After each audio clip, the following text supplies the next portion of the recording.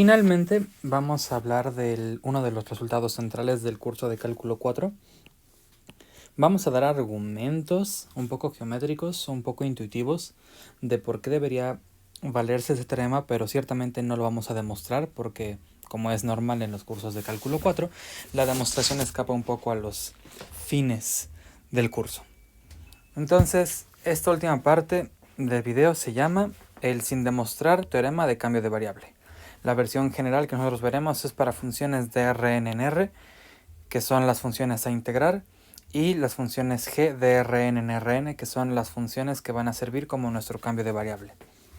El argumento muy a grandes rasgos que ocupa esta demostración es a través de sumas de Riemann. Por lo tanto, fue importante en la primera parte del curso hablar de las equivalencias de el concepto de integrabilidad de Darboux con el concepto de integrabilidad en sumas de Riemann.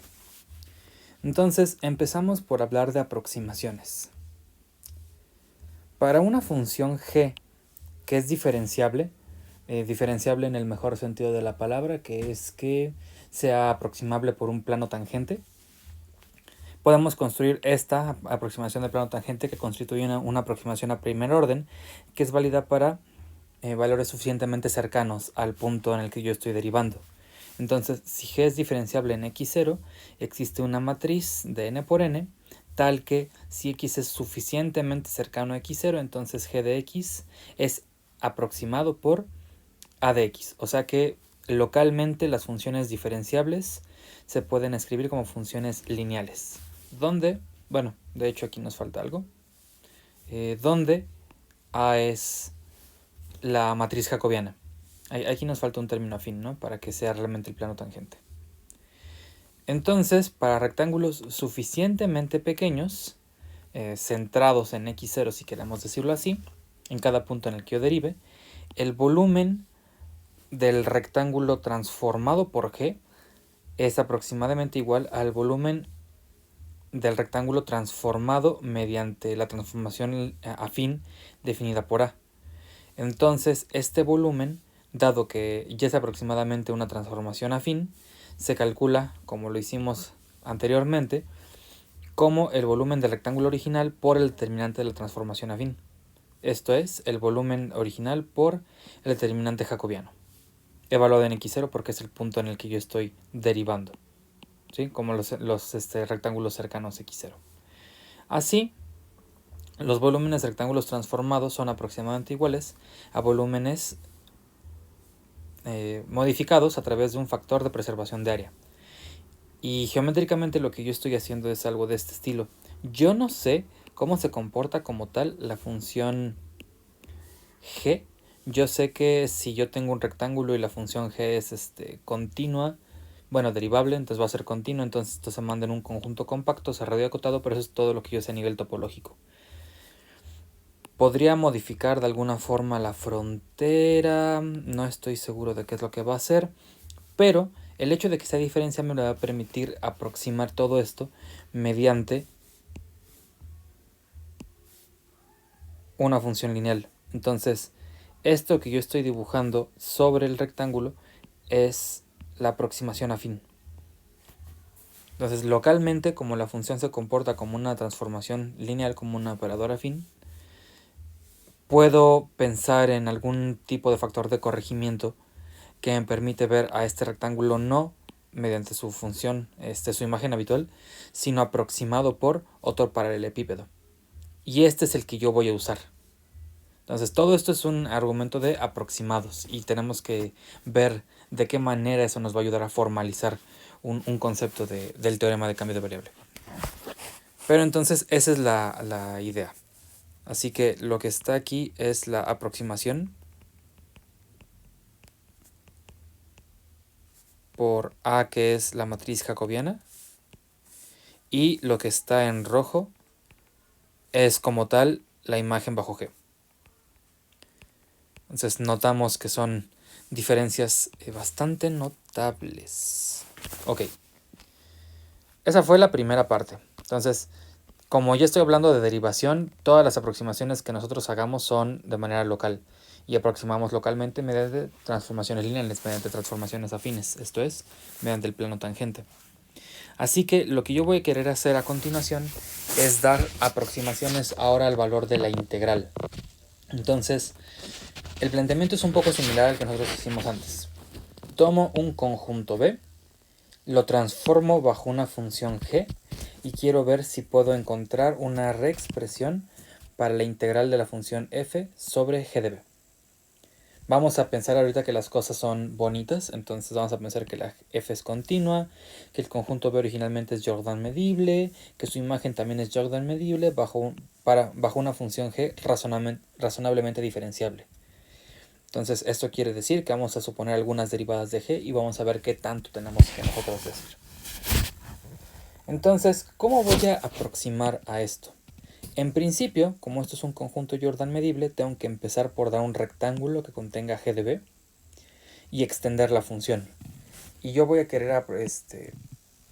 Y eso me va a garantizar, por cierto, que esto sí es diferenciable, porque si f es continua y tengo un conjunto Jordan medible, entonces la función sí es integral sobre el conjunto, por resultados del tema anterior.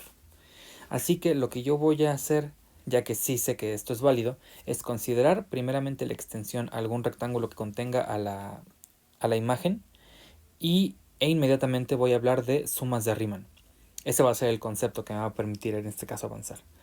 Así que yo puedo aproximar al valor de la integral a través de sumas de Riemann, que si ustedes recuerdan es la suma dado una partición, dado un conjunto de puntos arbitrarios que se define como esto. La imagen en los puntos intermedios por los volúmenes de los rectángulos inducidos por la partición. Una observación interesante, y aquí empezamos a notar la fineza, la finura de los argumentos de aproximaciones locales, es que como y pertenece a la imagen, cada y del conjunto de puntos intermedios pertenece a la imagen, puedo ver a cada uno de estos y's como la imagen de un punto en B. Entonces, en vez de escribir y de s, aquí puedo poner una g de x de s. Eso ya me empieza a relacionar la acción de la función con la acción antes de aplicar el cambio de variable. Es decir, estoy trabajando sobre g de b, pero con este juego que yo acabo de mencionar acá, ya encuentro puntos en el dominio original. Es decir, ya empiezo a cambiar mi variable, regresar mi variable al conjunto original b. Entonces, eso es una buena parte, ya tengo como que esto medio trabajado, pero lo siguiente que yo debo de hacer es ver qué pasa con los rectángulos. Porque estos son rectángulos de un rectángulo, subrectángulos, perdón, de un rectángulo que yo definí para g de b. Entonces, esta es una suposición bastante más fuerte y lo que yo voy a querer hacer es ver a estos rectángulos como imágenes aproximadas de rectángulos que tienen que ver con el conjunto original. Entonces, si yo doy una partición de un rectángulo que contenga al conjunto original, por cierto que acá creo que no lo escribí, lo dije acá arriba, es un rectángulo que contiene a B, un rectángulo que contiene a G de B, y quiero hinchar como alguna relación interesante entre estos dos. Entonces, mi razonamiento es el que sigue. Si yo hablo de una partición de R, del rectángulo que contiene a B, suficientemente fina, y qué tanto es tantito no lo sabemos todavía, entonces la imagen de cada subrectángulo se aproxima por un paralelepípedo. Eso es un poco del juego que nosotros hicimos en la parte anterior, cuando hablamos de las aproximaciones locales. Así que si esta cosa es suficientemente fina, en cada punto que yo me tome, como por un argumento de continuidad uniforme y por lo tanto ya estoy imponiendo condiciones de continuidad a las derivadas, cada rectángulo del P', que son los rectángulos que tienen que ver con la imagen, se van a ver como imágenes de rectángulos del rectángulo que contiene a B. Entonces, ojo con esto, porque lo que yo estoy diciendo es, tengo un conjunto B, tengo el rectángulo que lo contiene, a ese le hago la partición, y si esta partición es suficientemente fina, entonces cuando yo transforme las cosas bajo G, aquí voy a ver otro rectángulo, voy a ver mi transformado que es esto en verde, y cada una de esas particiones, cada uno de esos rectángulos inducidos, si los rectángulos son suficientemente pequeños para, ¿qué tanto es tantito? Para las derivadas de G, Entonces, cada uno de esos rectángulos es aproximadamente, las imágenes de cada uno de esos rectángulos es aproximadamente un paralelepípedo, es decir, aproximadamente otro rectángulo del conjunto R'. Entonces, eso es lo que yo le estoy pidiendo también a la G, que esta G preserve de alguna forma los rectángulos. Ahí todo eso es un argumento local, entonces es un argumento de derivadas. Supongamos entonces que ya lo tenemos y ahora el juego de aproximaciones ya queda concluido.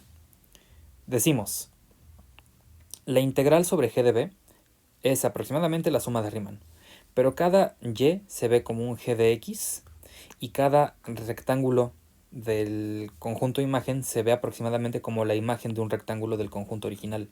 Entonces, esta hipótesis también es bastante notable. Pero digamos que ya lo tenemos. Entonces, por los juegos que nosotros hicimos de aproximaciones locales, los volúmenes de estos, dado que los rectángulos son suficientemente pequeños, se aproximan por los volúmenes transformados por el plano tangente, es decir, por la transformación A, que es asociada a la jacobiana de la función G. Así que esto es una composición, lo escribo como tal, y esto de acá es aproximadamente igual al volumen del rectángulo original por el factor de preservación de área, que todo este tiempo estuvimos insistiendo en que era un determinante de una jacobiana, como lo hicimos hace un momento. Así que esto ya tiene cara de rectángulos, como nos gustan, y todo esto es como una nueva función, evaluada cada uno en un mismo punto del dominio. Entonces es como si yo estuviera integrando una nueva función. Esto es en todas una función de una suma de Riemann, y esta va a ser mi nueva función a integrar. Lo cual es muy interesante porque se parece muchísimo a algo que mencionamos en uno de los videos anteriores. Así que esta suma de Riemann se aproxima a la integral sobre B, ya que los x ya son puntos de B, de la composición por el determinante de la jacobiana. Entonces, con todo esto, lo que queremos concluir es una fórmula de cambio de variable, que es la integral sobre g de b de la función f es igual a la integral sobre b de esta nueva función. Esto ya lo habíamos obtenido en el caso de R en R y lo que estamos intentando hacer es justificar la generalización. Claro que no vamos a demostrarlo, pero es muy importante ser claros con las hipótesis de este teorema. Esto es lo que nosotros vamos a llamar el teorema de cambio de variable. Vamos a enunciar las hipótesis, que estudiamos de poco en poco, hablándolas en el procedimiento anterior, pero ya que no lo vamos a demostrar, al menos debemos tenerlas claras para cuando lo usemos. Entonces, esto es el teorema de cambio de variable para funciones de Rn en Rn y para funciones de Rn en R. Entonces, tengo primero una función de clase C1 con un dominio en Rn a Rn. Recuerden en este contexto que clase C1 significa derivadas parciales continuas, y eso por cierto me implica diferenciabilidad. En un abierto, que esto es lo de siempre, ¿no? Nosotros definimos funciones derivables en un conjunto abierto.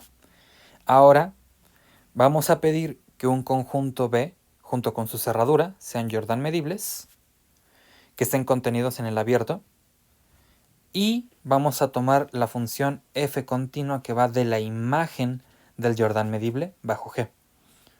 Entonces, ojo, todo esto se resume un poco en la fórmula que se demuestra, pero es importante notar. Recuerden que las derivadas parciales continuas nos van a garantizar la preservación de las áreas de alguna cierta forma, y el hecho de que la función que nosotros pidamos sea continua de una vez es para garantizar integrabilidad.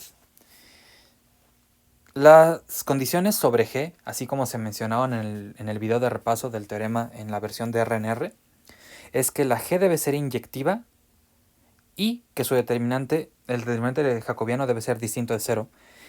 Casi seguramente significa que voy a permitirle a G tener algunas fallas de inyectividad, pero esas fallas de inyectividad solamente van a ocurrir en un conjunto de contenido cero. Lo mismo acá, el determinante de la jacobiana va a ser distinto de cero, salvo en un conjunto de contenido cero. Entonces, estas condiciones son como lo más relajado posible que yo le voy a permitir al conjunto. No voy a pedir tan fuertemente como en el caso real que la función fuera inyectiva. Voy a pedirle, sin embargo, que sea inyectiva en casi todos lados, que el punto donde no es inyectiva sea un punto muy flaco. Lo mismo el punto, el conjunto donde la jacobiana es no invertible, va a ser un conjunto muy flaco. Por cierto que esas dos condiciones tienen que ver una con la otra. Si alguna vez estudiamos el teorema de la función inversa, hay una relación entre que la función sea inyectiva y que el determinante de la jacobiana sea distinto de cero. Entonces, estas dos van bastante de la mano y por lo general las vamos a checar ambas en un solo golpe. Pero para eso necesitamos hablar de los ejemplos. Entonces, para todas estas hipótesis, que como ustedes se dan cuenta no es poco, no es muy trivial lo que yo estoy pidiendo, vamos a tener que la imagen sí va a ser Jordan medible. Entonces esto es muy importante porque esto lo supuse en el desarrollo anterior. Lo interesante entonces de este teorema es que todo esto me va a garantizar la Jordan medibilidad del conjunto. Y además la fórmula de cambio de variable. ¿Okay? Esto es el teorema que nosotros estaremos usando en días siguientes. Y entenderlo es una cosa, aplicarlo es otra cosa un poco distinta. Así que si por ahora esto se ve un poco abrumador, no se preocupen. Vamos a hacer la mayor cantidad de ejemplos de manera que sea manejable en principio. Muchas ocasiones no es fácil trabajar con mapeos de esta naturaleza porque a veces es difícil determinar el dominio original o la imagen del conjunto. Entonces nosotros nos vamos a concentrar principalmente en un conjunto de mapeos, no tanto como los lineales, sino un conjunto de mapeos que son también muy habituales, son cambios de variable muy usuales en contextos aplicados. Entonces esos son los que nos van a ayudar a agarrar cierto callo con estas condiciones. Y después veremos ejemplos más variados, pues para agarrar práctica necesaria, porque este teorema, más que demostrarlo y más que las implicaciones teóricas, es un teorema de aplicaciones. Con esto terminamos las sesiones del día de hoy. Espero que les haya interesado, espero que no se haya visto todo tan aterrador y nos vemos en una siguiente ocasión. Así que hasta luego.